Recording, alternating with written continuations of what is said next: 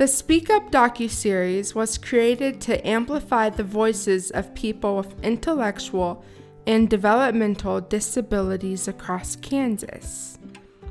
Led by self-advocates, every part of this project, from interviews to filming, was shaped by those who live these stories every day. People with disabilities can do more if you just give the people with disabilities a chance. I don't think there's ever been a time where I've been afraid to talk about my disability and about who I am. A lot of times people don't realize that we have disabilities on the surface.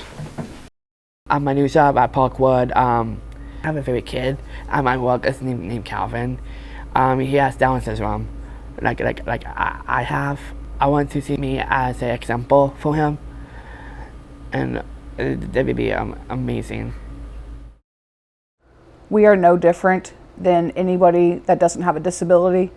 I mean, who in this world does not have a disability? You know, everybody needs help with something in their life. At the Kansas Council on Developmental Disabilities, our mission is to empower individuals and families to drive systems change and build inclusive communities. SpeakUp brings this mission to life, showing the power of lived experience and the change that comes when voices are heard. Across Kansas, 30 families opened their doors and their hearts. They shared stories of waiting, sometimes more than a decade, for services. Stories of hope when a waiver finally comes through. Stories of work, friendship, belonging, resilience, and triumph. Like I said, I was the mouse.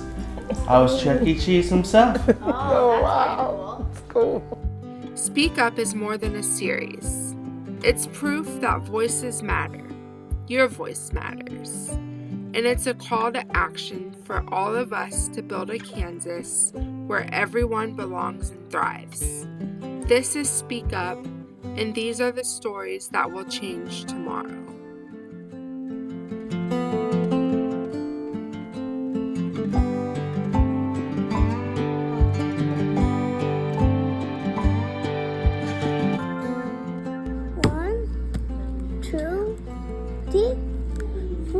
Before opportunities can open, families must first find their way through the system. The IDD journey is rarely simple. From the first diagnosis, to endless paperwork, to years spent waiting on a waiver. This is the reality of navigating services in Kansas.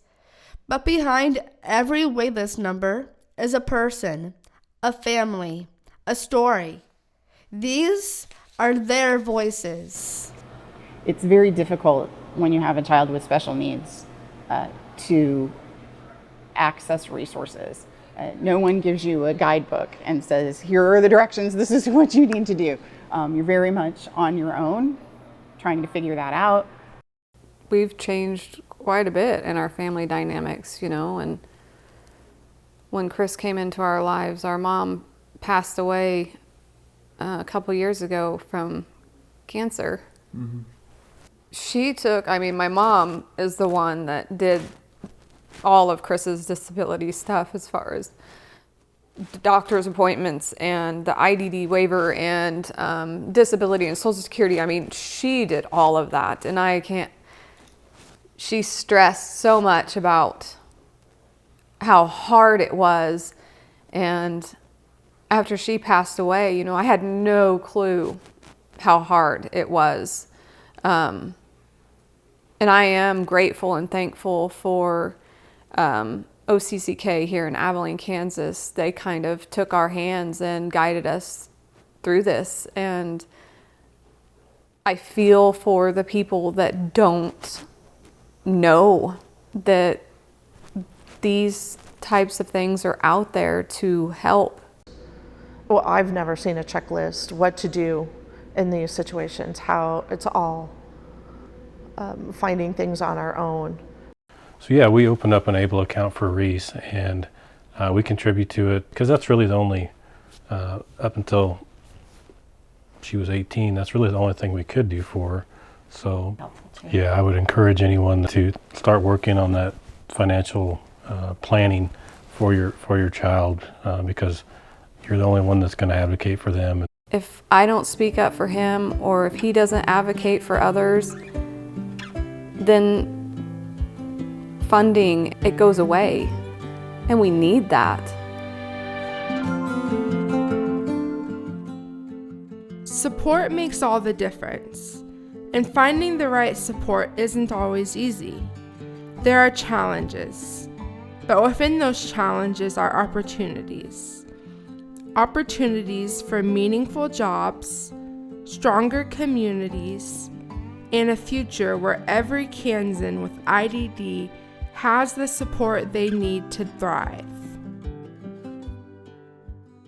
Macy was diagnosed at 17 months old, and at that point she went on to lose all her hand ability, all of her words, any kind of mobility. So basically to smile. Yeah, I would love that if you smiled for them. And at that point, I remember looking for help and looking for services, and I had to resign from my job at that point to care for her full time. And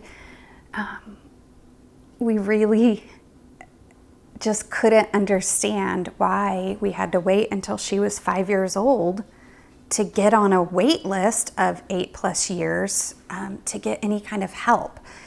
And then I was told about the TA waiver, and they said, well, we're so sorry if she doesn't have technology assisted stuff, a G-tube, a trach, she won't qualify. But yet we're fighting every single day and full care, but she has to wait until she's 5 to get on the IDD waiver, and then it's an 8-year wait list. There's a big grief process that family goes through. I think once they realize that their child isn't any different than they were right before their diagnosis, is that moment of relief. That was the moment of me exhaling. That was the moment of me fully accepting that the grief that I'd been feeling was just this idea of what I wanted for Landon, the idea of him playing football, the idea of all of these certain things.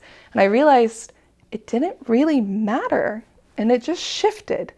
And that he wasn't any less or any different than the child I'd been raising all along, that he was still my little boy. And I feel like that was my relief moment. So diagnosis day was a celebration day because we had the answers of why. We had the answers of why it was occurring, why it was happening, and how to navigate life from there. So it was a happy day. It was an emotional day to accept we have a child with special needs. I applied through DSNWK for eligibility for the waiver and was denied, I believe, 5 times. First time we did not have the medical coding correct for autism, and our rejection was our protection because she was not autistic. She just has autistic-like behaviors. So we had to attempt to get her qualified to find the diagnosis to get her on the wait list for the waiver. That's also why I'm like, what does the wait list entail? It's just we wait and wait, but how do I check the status? How do I know if it's pending? How do I know if it's active? That's where I'm at today. What does that mean? The Emerging Artist Program is a program for artists with disabilities. I think it's a model for what can be done in Kansas, how to actually individualize services for people around their area of interest. When Hank was born, we weren't aware that he had Down syndrome. We were given his diagnosis in the delivery room. We had no idea where to turn, and someone in the hospital recommended Down Syndrome Innovations to us, told us to reach out to them.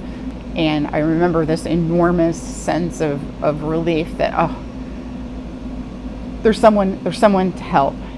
Lucas's annual meeting, it's called his Person-Centered Support Plan meeting, is like our family's Christmas. It is a big deal, but Lucas is the one who runs it. It is a very positive thing. Lucas's meeting, we can't even have it in the conference room because there's not enough space. Unfortunately, not every community is like that. Mental health is virtually nothing. The mental health provider that we see is Dr. Okiki out of Genesis Health, but we see him through telehealth because he's like in Larned, Kansas. So there's not really anything local. We've had a couple personal care assistants that's came and gone. As you probably know, I think we're ridiculously short in that field of people who want to do the job. Pay is terrible. It just went up right after we got on the waiver, which is still, I would say, is quite low for what it should be. Unfortunately, I don't think the support he needs is right here. I'm one person. I want to be his mom. And right now, I don't think a lot of things come first. Keeping him safe. I hope that he is somewhere where he has the support he needs. And I hope he's able to enjoy everything that little boy has available to him. My name is Avery. I am 17 and will be a senior in high school. I use this device to communicate. Yeah, you do. Avery has been nonverbal all of her life. Avery's been on the IDD waiver with home support since she was roughly 5 years old. And tell them about Leah. I have Leah who takes care of me when my parents are at work. She is my helper and takes good care of me to keep me happy and safe. She does. We've been through, two handfuls of amazing college girls. A lot of them have had their CNAs, and we've been extremely lucky with the support that we've gotten through that waiver. We're just passionate about what we do. We love helping people. It's not even a job. Letting them know that they deserve the life that they want to live, and they have some insecurities and they're trying to figure out where their place is in life, and we're here to help them find that. I think we were born to do this. Change doesn't happen by accident. It happens because people speak up and share their stories. Self-advocates and families across Kansas are raising their voices at the Capitol, in their schools, in their communities, showing what is possible when advocacy leads the way. We thank you for the opportunity to testify this afternoon during the interim session. For people to advocate for employment, it would mean that not only am I doing something that will help me pay my bills and stuff, I have something to do during the day, and if you work hard, you get what you want. I'm waitlisted for affordable housing or Section 8. I'm waiting on my Medicaid decision. I'm waiting for my decision for disability benefits, and I applied all the way back in January. It feels impossible to get help at all sometimes. We have to be the advocate. I don't have a choice to be an advocate or not. I have to advocate. I have to have hard conversations about creating more inclusive classrooms. I don't have a choice, or my son doesn't survive. People with disabilities need to have a voice. What we would like to say is make sure this country gets off on the right foot, not the wrong foot. Chris and I needed to share our story because we're not the only ones out there with stories like this. The future of Kansas depends on inclusion. It depends on listening, on learning, and on building a state where every person with IDD can live, learn, work, play, belong, and thrive in the community that they choose. That's the mission of KCDD. The voices in this docuseries remind us, the future is not something we wait for. It's something we create together. I would like to meet a lovely young lady I would love one day to have my own house. Driving a car, being married, possibly having some kids. I'm unemployed. For now. Yeah, for now.